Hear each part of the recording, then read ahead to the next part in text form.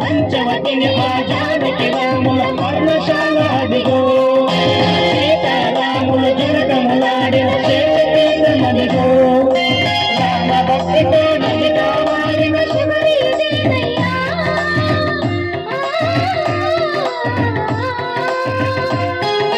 రామ భక్తితో నదిగా మారిన శబరినయ్యా శ్రీరామ పాదములు నిత్యం కడిగే గోదావరి అయ్యా ఈ క్షేత్రం తీర్థం దర్శించినట్టు జన్మధన్యమయ్యా అందరి వల్లువయ్యా భద్రాచల రామయ్య ఆదుకుని ప్రభువయ్యా రామయ్య